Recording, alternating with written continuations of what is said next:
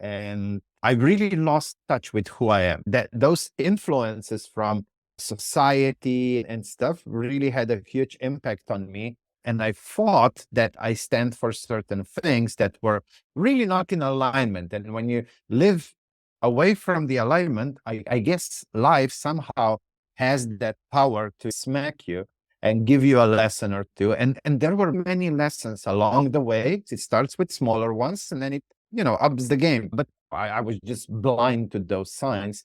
And then I had a major reset when in 2009, I lost everything. Wow. I lost around $20 million of net worth and all the other stuff in a single day, Monday to Tuesday.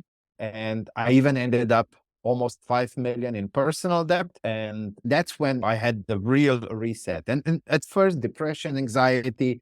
And then in 2010 spring, I came super close many times to committing suicide. Wow. And then slowly, because I didn't do it, obviously, I'm still here. And I figured certain things out. And then I went on this long journey of figuring things out. And back then, there were no communities like Emerge. I don't think there was Facebook or LinkedIn. The coaches, consultants thing was more for corporations, not for a small entrepreneur. And I had to buy books from Amazon US, wait 5 weeks for them to arrive to Europe, and then go through those books and filter through that thing and test and try many things. And a few of them were talking about values. I was just trying anything that I could hold on to try and figure out things, how to live a better life going forward. And so it was quite a long journey of many years of figuring out who I really am. And then we start figuring those things out. Emerge Coaches Interview is a series focused on showcasing the expertise, process, and methodology of exceptional coaches or vetted individuals who are experts in various aspects of life. Our mission is to empower all of you who may be struggling in life by demonstrating that help is readily available. We want to serve as a bridge, connecting those in need with skilled coaches who can offer effective strategies and proven techniques for personal growth and transformation. By showcasing the success stories and insight of these exceptional coaches, we aim to convey the message that regardless of the challenges you may face, there are always ways to overcome and emerge stronger. Hi, everyone. Welcome to Emerge Coaches Interview. Today, I am joined by another coach that we will be having a conversation with that will share his expertise and insight that hopefully will help us to move forward in growing ourselves. So today, I will be joined by Miha Matlievski, a business coach, speaker, and an author. That the fear of failure is one of the biggest obstacles to achieving success in life, which is something that I really resonated so much. So without further ado, I would love to introduce to you Miha Matlievski. Hi, Miha. Thank you so much for joining us here in Emerge Coaches. How are you? Very well, thank you. Hi, Gladys. It's a pleasure to be here and talk to you and to get to know everybody else in the community. Thank you so much. I know I did a little bit of introduction, but yeah, if you could actually introduce yourself, who is Miha and what is it that you do?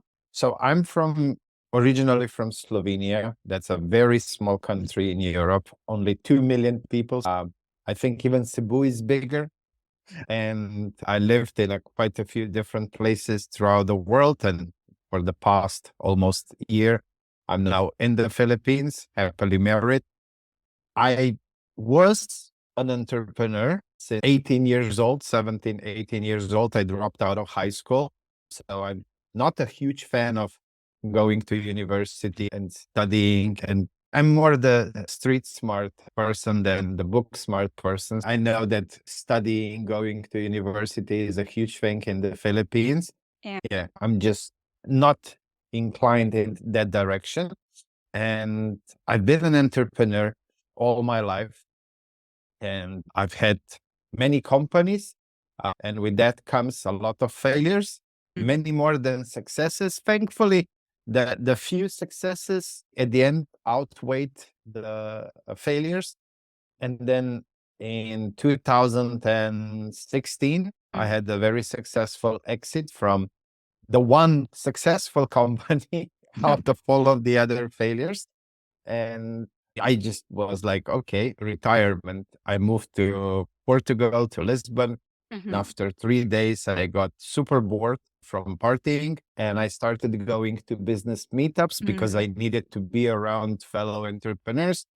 They asked me, when you're new in town, tell us about your story. As I started sharing, many of the entrepreneurs started inviting me for breakfast and lunch, asking for my opinion or some insights on something that they were doing, working on. And then after a few weeks or months, often they would come back and say, hey, you remember when we talked, you gave me this idea, I implemented and it worked. And the feeling was just so amazing that I fell into the coaching consulting thing. Mm. And when it came time to put a name on it, I was like, you know what? Everything that I've learned in my life came out of the lessons from failures. Mm. And the lessons, the growth that you get, the elimination of everything that doesn't work, that brings you faster and closer to success. And if you have good relationship with failure, which is Mm. not an emotional one when you might go into depression, anxiety, and so on, but a very logical one when you really reverse engineer what happened, what could be better, and so on, you will achieve success much faster. So to get to success, you'll need to learn how to deal with failure. And that's how the name Fail Coach came to be. I started it on my own, and now we have close to 60 people already, helping clients from Canada, US, Europe. We had some clients in Mhm. Australia, Korea, even some clients from Philippines a few years ago. Yeah, that's Wow. what we do now, is helping entrepreneurs lay down strong foundation, go from chaos to stability. And then Mhm. once their company is really stable, then help them how to grow it or scale it, exits, and so on. That's amazing. That's beautiful that after all those failed attempts of trying to do business and in life, you're able to find your way into creating this fail coach business that you're doing now. And maybe you've already mentioned it, but maybe if you can elaborate, like how did you develop such keen interest in pursuing this journey that you're in right now? Is it just a feeling that you get out from it, or there's deeper meaning? I guess doing something good was always part of me. That's how I grew up to be. And it was always a personal value of mine. It was, my mom always taught me, if you can help it, but if you can't, don't do any damage or don't make it worse. And that was always a big part of me. And then when I saw how good it feels to actually help others when you are all set and you have everything lined up, there's just so much in you that you can give, and it starts flowing out of you, and you can't give more to yourself because you already have everything. So the logical thing was just to start giving that to others. And yeah, it all happened very natural and Mhm. completely unplanned. In my eyes, back then, coaches were more like, in Europe, we often say that if you don't know how to do stuff, you go and teach.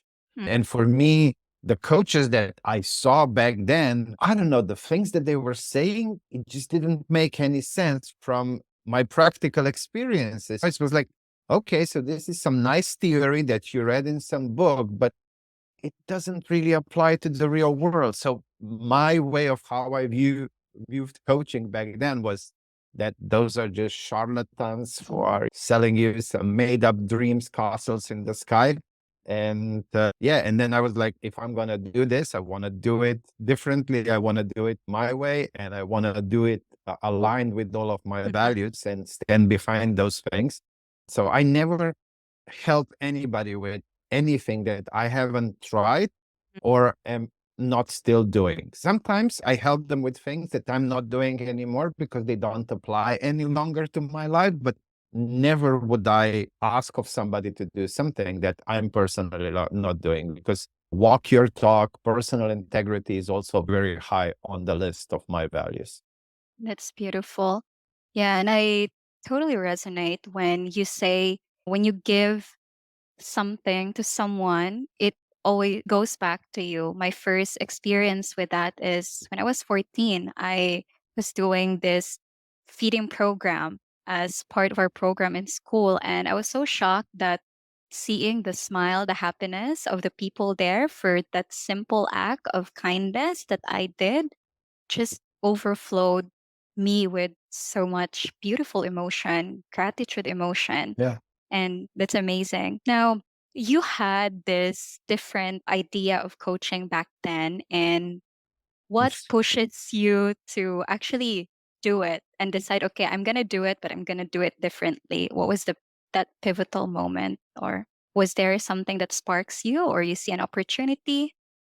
No, it was just I was having a beer with a friend, and then after a couple of beers, because after my exit, many of the investors and coworkers from that venture were reaching out and, hey, what's next? Like, we're here, we want to back you up. Let's figure something out. And I was like, I'm not really enjoying being retired at less than 40 years old. Yeah, I think I was like 37, 38 back then. So it's not really time to be retired and not do Mm-hmm. anything. And but I don't want to do that insane growth, insane scaling. I tried it. I showed to myself that I can actually make a business successful because all of the other ones failed. And then I was talking with a friend over a couple of beers, and he was like, but dude, you're so happy. Like, you go around and you have conversations with fellow entrepreneurs and you give them some advice and then you see them implement and so on. Why wouldn't you just do that? That's what you should do. And I was, you know what?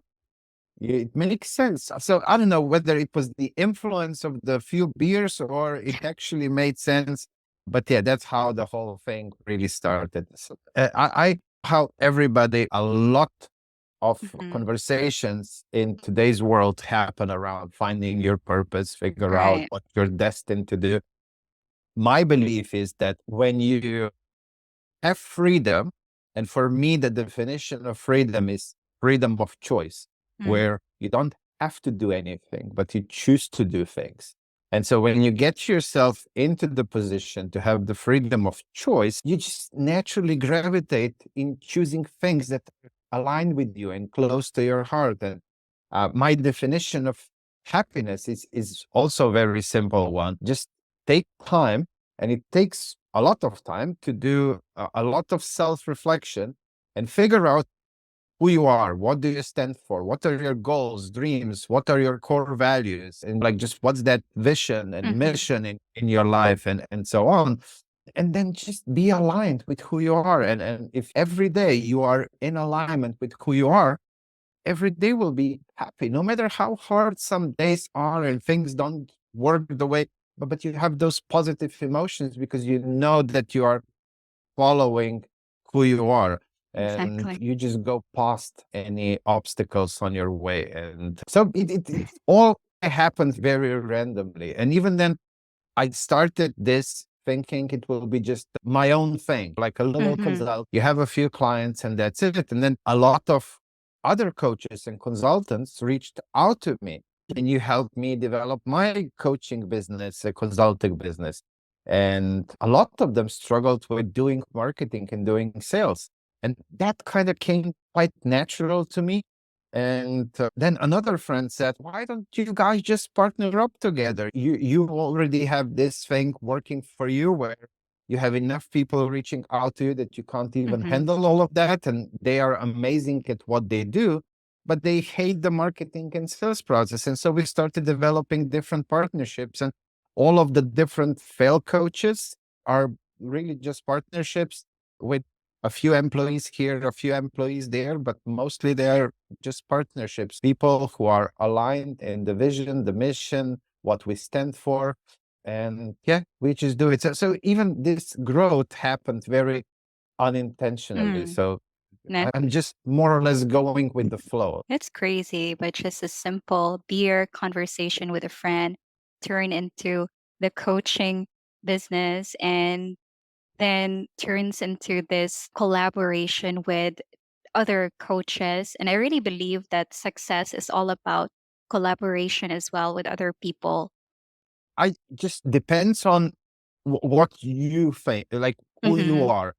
So for me, I love working in a team. I love Mm-hmm. that team environment. I love what we can all bring to the table. And if I have a choice of doing something by myself or doing it in a good partnership, focus on the good. So bad partnership is never good. But if it's good, I will always choose good partnership and that team spirit over doing it myself. Mm-hmm. But I do know many entrepreneurs who really prefer doing things on their own. But sometimes they go into partnerships because they need money or somebody has a software idea, but they don't know how to code and they don't have the Mm-hmm. money to pay somebody Yeah. to employ them, and then they try to find a co-founder who will do that part. But deep down inside them, they would just prefer to do it by themselves. So you really have to examine if you are the type of person, and then if you are, then partnerships are an amazing thing. But you have to be Definitely. careful how you set them up. I often use analogy in business. It's not like you meet somebody at the meetup and or you go on a first date and you pop the question. You don't do that. You go on a few dates, you meet the Mm-hmm. family, you go for a weekend together, vacation together, then maybe you start living together before you actually pop the question and so on. And the same would be true for partnerships. All Right. of my partnerships didn't happen overnight. We knew each other. We saw that we share similar values and goals and dreams and so on. We saw the benefits of what each person can bring to the table. And then we started having the conversation about partnerships. So you have to take it a bit slower and give it a little bit of time and go on a few dates before you move in together. Totally agree with that. I think having that values alignment is very important in whatever relationship you're trying to build. And you seem to have a very good values within you. And for me, I didn't really learn my value or even pay attention and intentionally look and understand what my values are up until what 2 years ago. So I just want to ask, how did you find out what are your values? Was it Oh, innate or did you learn it since you're a kid? Yeah. no, I actually had to really dig very deep. And this was, I believe, a big part of the fail story Mm-hmm. because I was let's do a just a very quick one into the story, and you feel free to ask questions, but I just don't want to bother people with too much of that. So I started my entrepreneurial journey at 18 Mm-hmm. at my father's company. So my father was already an entrepreneur. It wasn't like a big thing or anything, but a small Mm-hmm. family business with, I don't know, 3, 4, 5 employees, something like that. And I was more son by occupation than an employee in that company. I was just doing whatever I wanted. So my life was really easy. But then an unfortunate thing happened when I was 23 years old. My father very suddenly died from cancer. We didn't know anything. He didn't know anything. And then when he got diagnosed, 3 weeks later, he died. So Wow. there was no transition, no nothing. And because I was son by occupation, I didn't learn much on how to run a business. But then Mm-hmm. being the only child, I had to step up and take over the company. And that was before the 2008, 2009 financial crisis. And back then there was this beautiful bubble, macroeconomic bubble, Mm-hmm. where everything was just flourishing. If you were building a house, you would just sell it like this. Like everything that was on the market was just like, it's that crazy time before the bubble burst. Mm. And back then, I didn't understand that one thing is the macroeconomics, and the other thing is my ability in how good I am as an entrepreneur. I thought, oh, this is all me. I'm this great, amazing entrepreneur, which I wasn't. And then I got very cocky. I was not humble, ego. You're 20 something year old and you have a whole lot of money and all of those fancy unlimited credit cards and stuff. And so I went on a spending spree. And thankfully back then there was no Instagram or anything, but yeah, I was living like a very Kardashian style life Wow. or something like that. And I really lost touch with who I am. That those influences from society and stuff really had a huge impact on me. And I thought that I stand for certain things that were really not in alignment. And when you live away from the alignment, I guess life somehow has that power to smack you and give you a lesson or two. And there were many lessons along the way. It starts with smaller ones and then it ups the game. But I was just blind to those signs.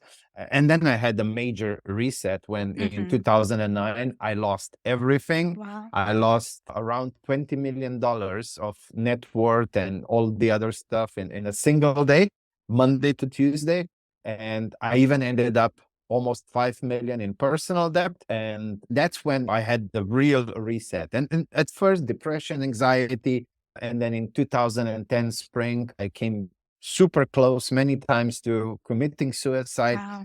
And then slowly, because I didn't do it, obviously, I'm still here. And I figured certain things out. And then I went on this long journey of figuring things out. And back then, there were no communities like Emerge. I don't think there was Facebook or LinkedIn. The coaches, consultants thing was more for corporations, not for a small entrepreneur. And I had to buy books from Amazon US, wait 5 weeks for them to arrive to Europe, and then go through those books and filter through that thing and test and try many things. And a few of them were talking about values. I was just trying anything that I could hold on to try and figure out things, how to live a better life going forward. And so it was quite a long journey of many years of figuring out who I really am. And then we start figuring those things out. What are the foundations of you, like the vision, mission, purpose, values, and so on. That's great. Thank you for sharing those story, Miha. And I like the part when you said if you're not in alignment with yourself, like life will gonna give you obstacles, maybe like micro obstacles, but if you don't pay attention, it will increase until it will just slap you in the Yeah. face where you will lose everything. You're in debt and then suicidal and all of that. But I'm Yeah. glad that you didn't really go to the dark and still be able to find your light and go through books. And I also like the part when you said you absorb, you test and try it. Because that's something that works for me too. If I hear something that somehow makes sense, I try it. I'm like, oh, it didn't work, but I think I can make a little bit of tweak to actually to have it resonate with me and to work for me. So that's really Yeah. amazing. Well, just one thing, I never considered myself to be very smart person or high IQ. I never did IQ test, but I probably wouldn't score very high. It's not book smart. And so for me, trying to figure things out with my brain never seemed like a very good option. So it was more like, you know what? Instead of trying to figure this out and I'm hitting roadblocks trying to think about it, how about I just try a few things and then do very frequent reflections and figure out, is it working? Yeah. Is it not? Can I change something? And then really, where can I find more information? Can I Google? Can I chat GPT? Can I turn to my network? Can I find somebody who knows something more than I do? And just put those things together, the Lego blocks, into something that will work a little bit better. And even when we are working with companies, I always try to tell them, use about 70-80% of your resources, so money, time, human resources, and so on, to do the things that you know work. So for proven, validated things that you know what that works. But always allocate about 20% of your resources to trying, testing new things, because you never know when you might find something that works even better. And Exactly. if you stop testing, stop trying, you stop innovating. And if you're not continuously innovating in today's world, when everything's changing so much, you might quickly see stagnation and then decline. If you're not pushing up, you can't forever stay in that stagnation phase. It just doesn't work that way. Totally agree. And that's why one of the values that we stand here in Emerge is really continuous learning and growth. Because if you stop learning, you'll get stagnant and eventually you will be left behind because the world is constantly changing and evolving. And I'm curious, what would you say your main values in life are that really aligns you? One is charity, or like doing good things, being a decent, good human, like just very simple way of Hmm. saying it. Integrity is very important. Walk your talk, which is often misunderstood, because very often people think that mutuality is, let's look at our relationship, is the everything. But mutuality for me is two-part. It's between us and me with myself, you with yourself. I shouldn't make big compromises with myself just to please the relationship between us. So it goes both ways. You always look at everything from both perspectives, like how does that affect me, and how does that affect the person that's involved in that relationship. And that can be for personal relationships, friendships, business partnerships, employees, and so on. And then fun. I love fun. I love everything that's fun. If it's not fun, I'm not gonna do much. So even when I'm pushing myself to do things, I always think very creatively what will be a fun way to do it, even if it's slower. But I know that if it's fun, I'll continue. And if it doesn't feel like fun, I'm not going to do it. So even my to-do list is not a to-do list. Every day I make a wish list. Wow, good. Because I want to do it. I wish to do it. I'm in charge. But if it's to do, oh, I hate to do this. I'm not going to do. And then I go into ninja procrastination mode. But yeah, those would be a few of the, let's say, core values. That's amazing. And I could really see those values like radiating towards you, especially the fun side of it. You have such a light energy in you, and Dara as well. Both of you are really having that light, fun energy, something that I would like to also grab and apply towards my relationship. And I like the word wish list because sometimes I do have to-do list in my phone that I always check every day. And there are times if I have such a lot of lists, don't even want to do it anymore. So I think it's such a good hack to actually name it as a wish list. Then you train your brain like, oh, I have a lot of things that I could wish to do right now. That just Yeah. gives a more Well, positive energy. in business and in life, one huge thing is leverages. That's how, what was it, David Goliath thing, the Hmm. leverage thing. And especially in business development is a step-by-step process where you just have to go through certain steps. And if you don't have any leverages, it will take quite a lot of time Hmm. before, when you go from point A to point B. But the more leverages you can come up with, the more leverages you can use, the faster things can go. But when it comes to us as people, one huge leverage that we have is the leverage of words, especially the ones that we use for our inner monologue and how we communicate to us. Like, I'll give you another example. One thing that really changed my life, how people like to put a label Hmm. problem on things that are happening in their life. And so I read, I think, in some book about body language and stuff, how the words can influence your body language, and then your body language can influence your emotions. And so I did this experiment where I went in front of a big mirror and I was just thinking about a very big problem that happened recently. Hmm. And I named it problem. And my body language, like I was all crunched up and like it wasn't a nice picture. And then I went out to have a quick walk around the house and stuff like that. And then I came back to the mirror. and I labeled it challenge, because fun and challenges, like I need to figure this out. I need to solve it. It's a big problem. I can't do anything about it. Challenge, it's completely up to me. And I was thinking about the same thing, but thinking about it as challenge. And I was just lighting up and I was like, wow, yeah, let's go. I was super motivated to go at it. And so I then deliberately was trying to catch myself every time when either in my inner monologue or when I was talking to somebody, when I would say the word problem, to change it into challenge. And it like a stupid change. The thing that's happening is still the same. It's just how you label it. But then that label gives you different body language. That body language gives you different emotions. And the whole thing is just very funny thing. I know all of this stuff. I know that the to-do that I label wish list is still a to-do, but somehow it works. Just hacking myself, knowing what's the thinking behind it, but it still works. If it's not broken, why fix it? Exactly.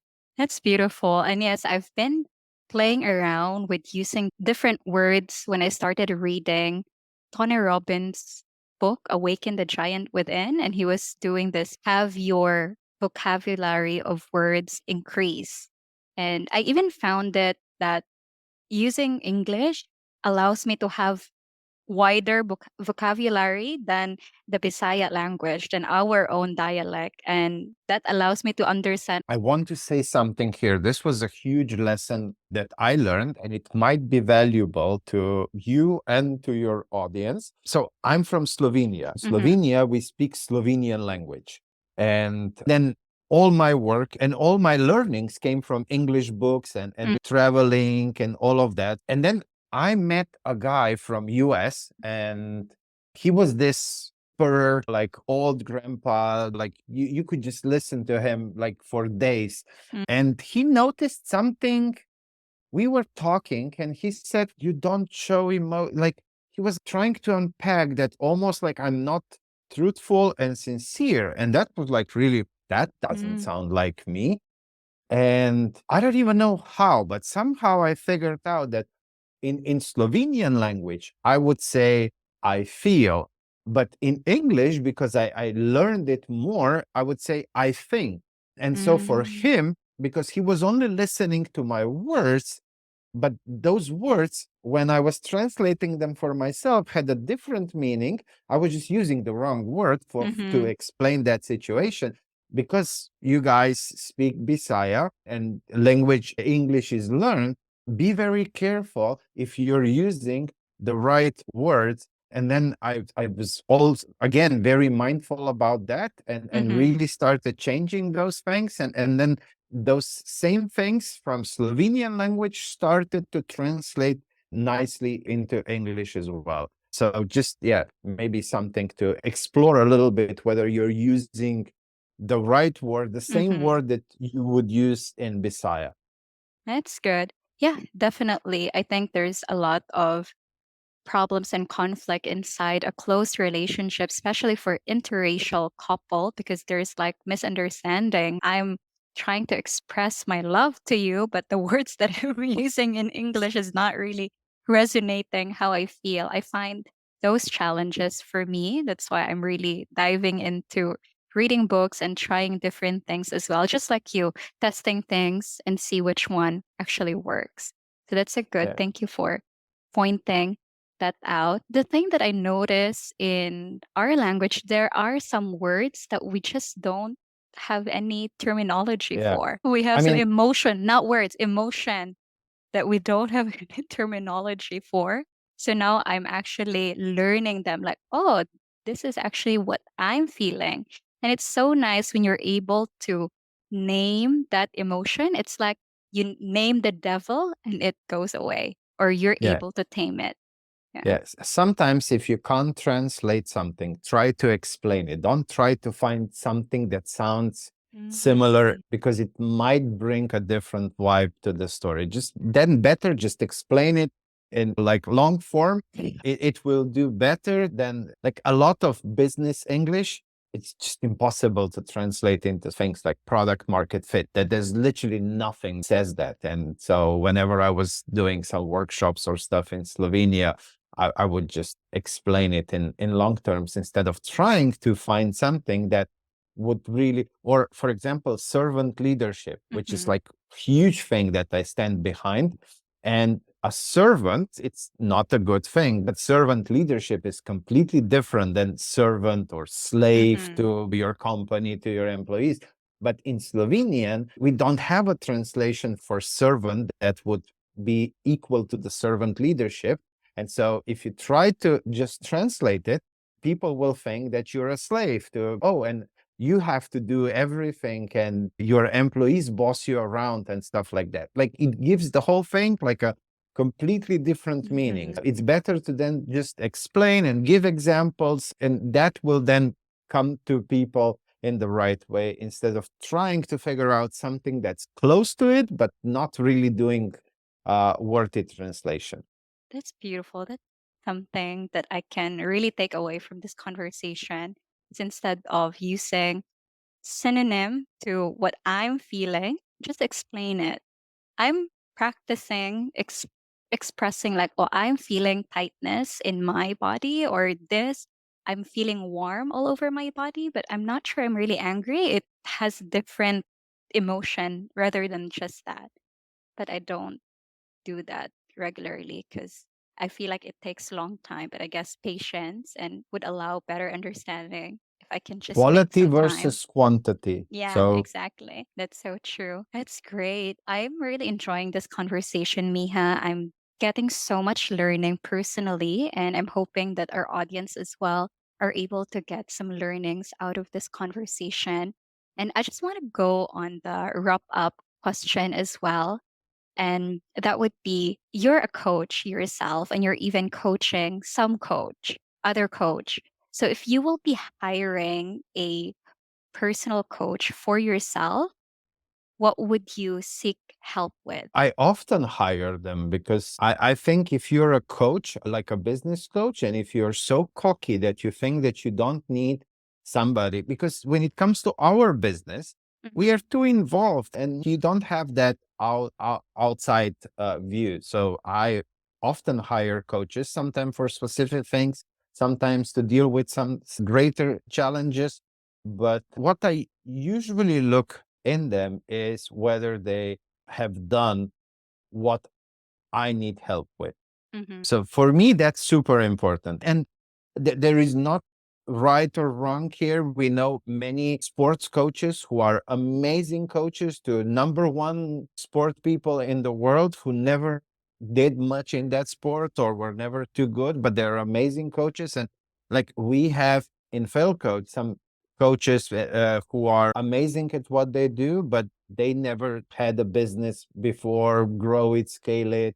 Maybe they even come from a corporate background or something like that, and they still have great knowledge how to then translate that into entrepreneurship and so on. By no means this is how it should be done. But me being so much doing things from experience and by I did this myself, that's why I know that I can talk about it.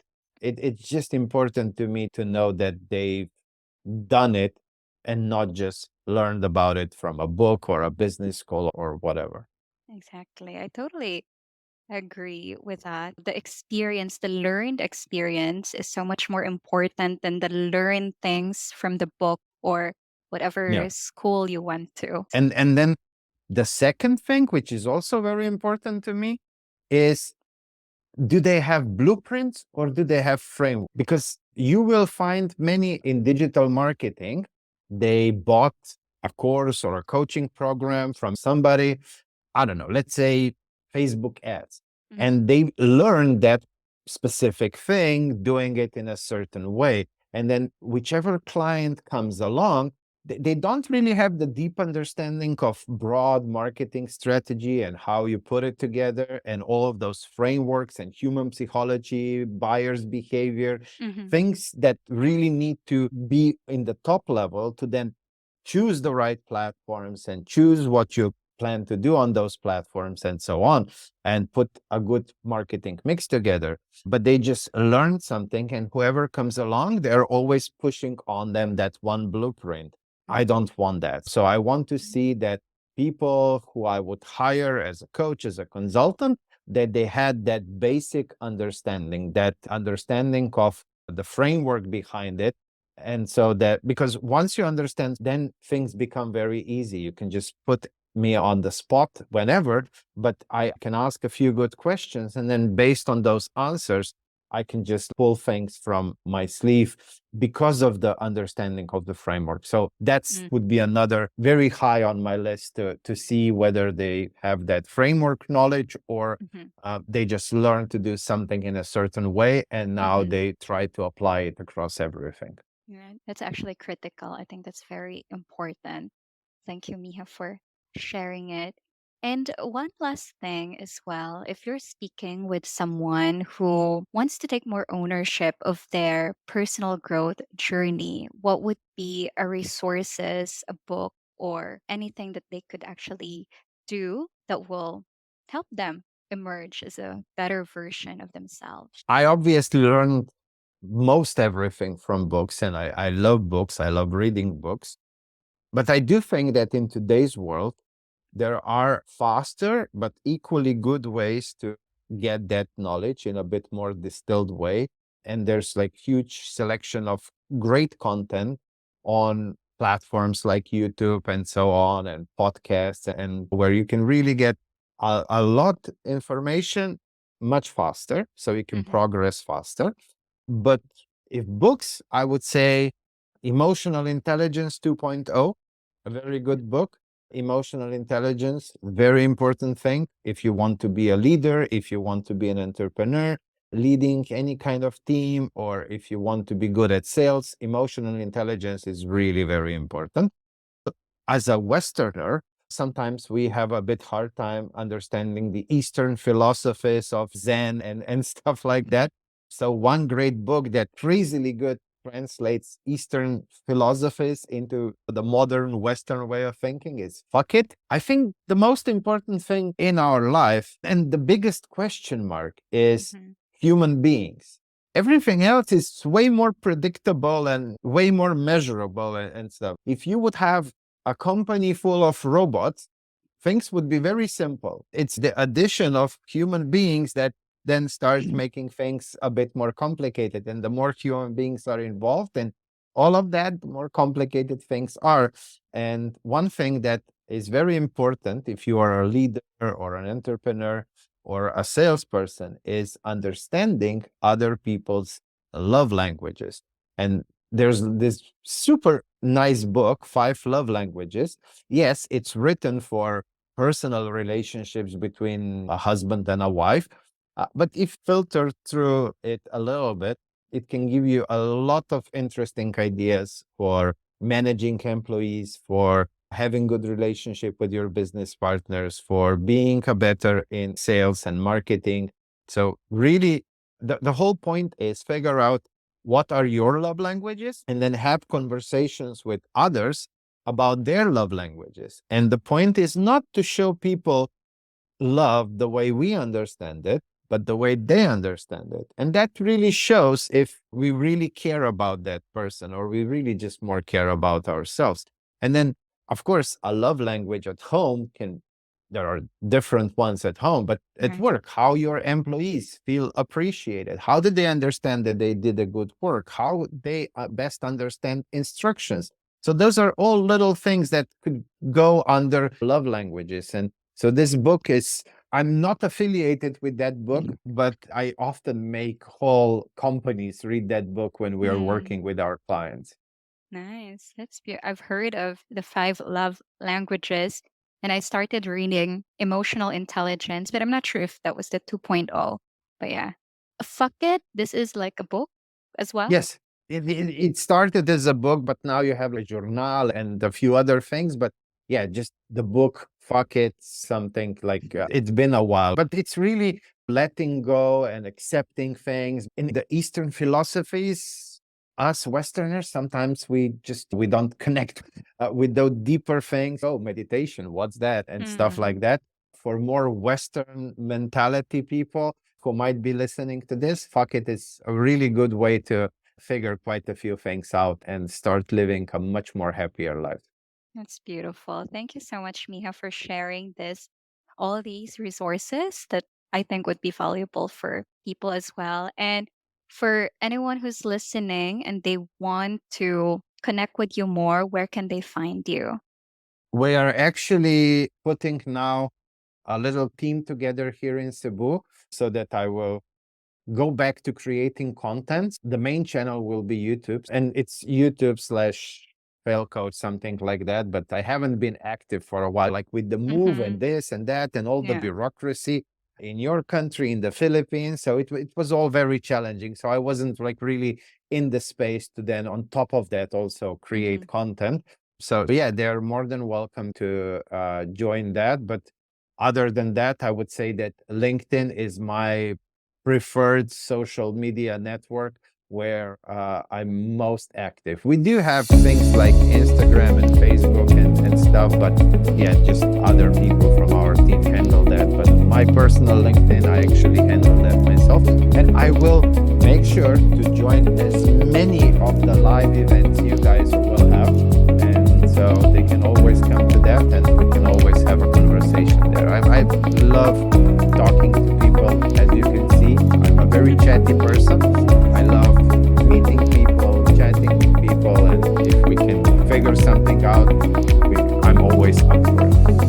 Great. And yes, Miha also will be joining the community and even doing an event soon inside the community. So that's something that I look forward to and hopefully see you guys there inside the community as well. So Miha, thank you so much for today, for sharing your stories and also sharing some tips that our audience could actually take away from. Is there anything else that you'd like to share before we say goodbye? No, I would just love to say thank you to you and to Eli for the work that you guys do. I've now been to one little event, that brunch thingy, that was great, and the people there were great, and I'm really looking forward to more of these things. And thank you for just having a